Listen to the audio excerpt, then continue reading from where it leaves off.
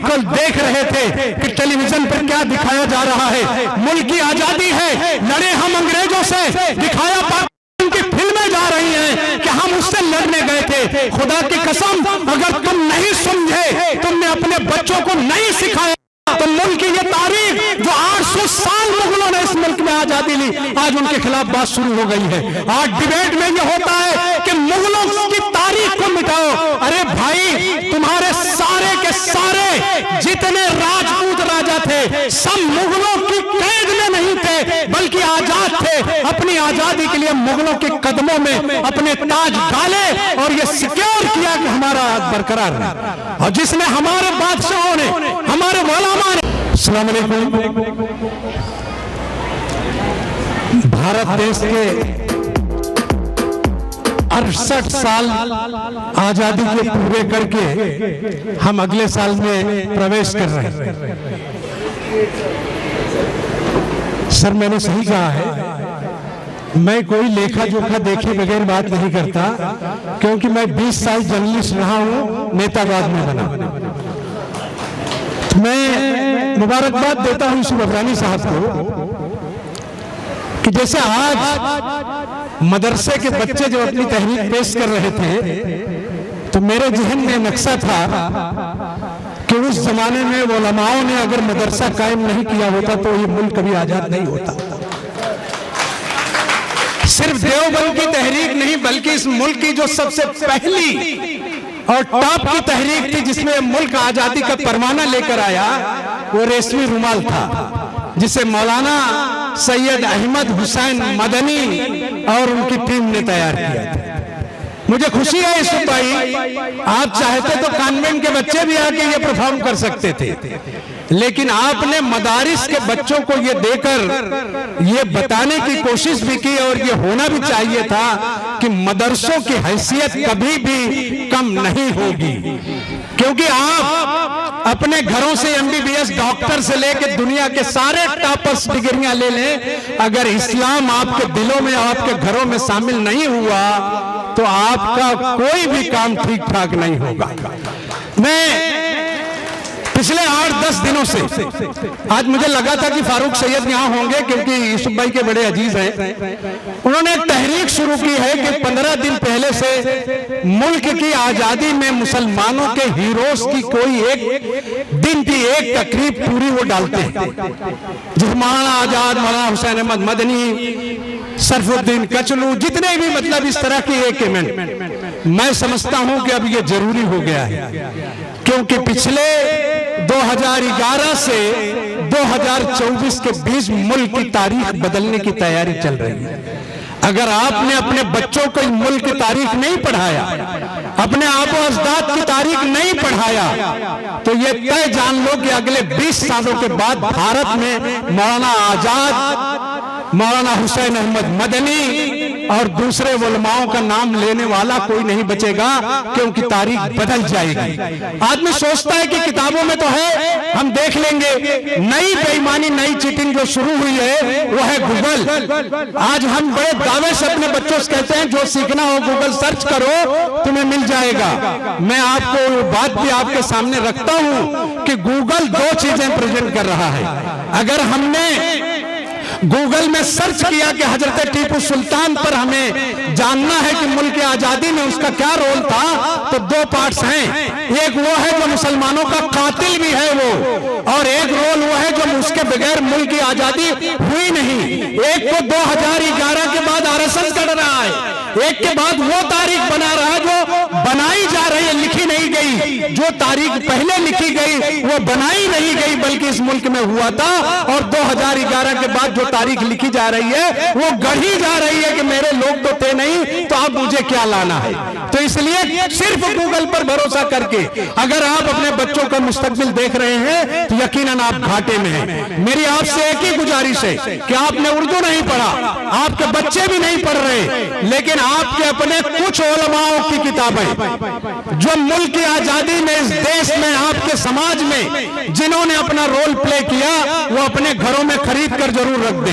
कोई तो भूला भटका कभी आएगा और आपसे पूछेगा कि भाई ये अलमारी में जो किताबें हैं मैं इसे देख सकता हूं क्या। मैं आपको छोटा सा जिक्र करता हूं। आज ही मुझे मेरे किसी साथी ने, वो बहुत अच्छा लिखते हैं वो, तो मैंने एक जुमला उनको लिख के भेजा कल में मुबारकबाद पर, और मैंने सिबली नोमानी का जिक्र किया और मौलाना आजाद के ताल्लुक से लिखा।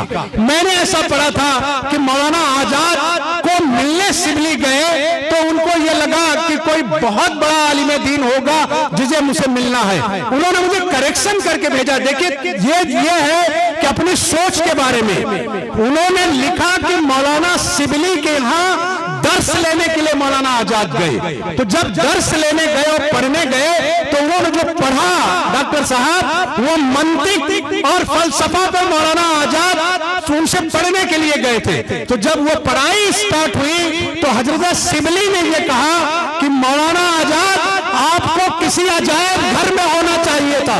अल्लाह ने जो सलाहियत आपको मंतिक और फलसफा में दिया, अगर वो जान ले दुनिया तो आपके ऊपर टैक्स लगेगा आपको देखने का। आपको इतना पैसा आना चाहिए कि अल्लाह ने ये कुव्वत दी है। आप सोचिए कि एक हजरत सिबली और एक कम एज के मौलाना आजाद, तो ये सारी ताकतें यहाँ पर हैं। ये देख लीजिए, ये आपके बुजुर्गों की और आपके अवताद की यहाँ ये तस्वीर लगी है। यही है जिसने मुल्क की तारीख लिखा और यही है जिसने तुमसे तुम्हारी आजादी का आखिरी परवाना छीना। अगर इसी लाल किले पर अंग्रेजों ने कब्जा ना किया होता तो बहादुर शाह जफर की तारीख इस मुल्क से कभी खत्म न होती। आज हालत कहां पहुंचाया। बहादुर शाह जफर की भतीजी या उनके खानदान की किसी बेटी का कल इंटरव्यू रहे कि हम भीख मांग रहे हैं कलकत्ता की गलियों में, हमें कोई देने वाला नहीं है, जबकि अरबों डॉलर हमारे बाप दादों की इमारतों से जो पैसा आ रहा है, अगर उसकी रॉयल्टी का एक हिस्सा भी उनको मिलता तो उनकी नस्लें आज रोड पर नहीं भटकती। यह हमारे लिए अफसोस का मकाम है कि हम दूसरे के कायद के लिए वाह वाह महामहिम जय सब हम उनके कायद के लिए कर रहे हैं जिनकी इस मुल्क की तारीख में कोई रोल नहीं है। अगर रोल है तो आपके अबोजदाद का। मुल्क की आजादी का पहला परवाना जो शरीयत के हिसाब से दिया वो दारुल उलूम देवबंद ने दिया। मुल्क के तमाम उलमाओं ने फतवा दिया कि अंग्रेजों को मारो, इस मुल्क से अंग्रेजों को निकालो। आज की सियासत में आप उठा के पढ़ो कि अंग्रेजों के खिलाफ कोई सरकार नहीं बोल रही है, अंग्रेजों के बारे में कहीं चर्चा नहीं हो रही है। अगर चर्चा होती है तो मुसलमानों की तारीख मिटाने की बात होती है और उसमें वो लोग भी शामिल हैं जिनके आबो अजदाद कभी इस मुल्क में इस मुल्क को जीतने के लिए लड़े थे। आज देखिए लाल बहादुर शास्त्री का बेटा बीजेपी में है। सोच सकते हैं, मैं तारीख पर नहीं जाता, लेकिन मैं आपसे चाहता अगली बार से एक दिन और भी मुअय्यन करिए कि कभी मौलाना पर ड्रामा हो, कभी सिबली पर डिसाइड हो, कभी सर सैयद पर हो, कभी कचलू पर हो, कभी मौलाना किफायतुल्लाह पर हो, कभी मौलाना इमदाद मदनी पर हो, कभी मौलाना अताउल्लाह साहब बुखारी पर हो। क्योंकि वो तारीख है कि अगर आपने अपने बच्चों को एक बार भी सिखा दिया तो खुदा की कसम ये मुल्क की आजादी का जो फायदा था वो आपकी कौम के हीरोज को मिल जाएगा। क्योंकि दुनिया की ये कोई चीजें तारीख में काम नहीं आएंगी, क्योंकि जब भी इस मुल्क की आजादी का इशू आया मौलाना आजाद सबसे आगे गए। जब इस मुल्क के इशू का आया तो उलमाओं ने कुर्बानी दी। हम कल देख रहे थे कि टेलीविजन पर क्या दिखाया जा रहा है, मुल्क की आजादी है, लड़े हम अंग्रेजों से, दिखाया पाकिस्तान की फिल्में जा रही हैं कि हम उससे लड़ने गए थे। खुदा की कसम अगर तुम नहीं समझे, तुमने अपने बच्चों को नहीं सिखाया तो मुल्क की ये तारीख जो 800 साल मुगलों ने इस मुल्क में आजादी ली, आज उनके खिलाफ बात शुरू हो गई है। आज डिबेट में ये होता है कि मुगलों की तारीख को मिटाओ। अरे भाई, तुम्हारे सारे के सारे जितने राजपूत राजा थे सब मुगलों की कैद में नहीं थे, बल्कि आजाद थे। अपनी आजादी के लिए मुगलों के कदमों में अपने ताज डाले और ये सिक्योर किया कि हमारा बरकरार है। और जिसने हमारे बादशाहों ने हमारे उलमा ने, हमारे मुजाहिदों ने इस मुल्क को, हमारी हिंदू बहनों को बचाया, हिंदू तारीख को बचाया, हिंदू मंदिरों को बचाया। मैं एक टीपू सुल्तान पे कहता हूं कि लोगों ने कहा कि हजरत टीपू, तुम्हारे घर के सामने भगवान विश्वेश्वरैया का मंदिर है, इसे तोड़ दो। टीपू ने कहा बचपन यही गुजरा, यही भूल कर आए, यही खेले, यही बड़े हुए, यही से आजादी ली, यही बादशाह बना, तो हम धर्मों के खिलाफ नहीं है।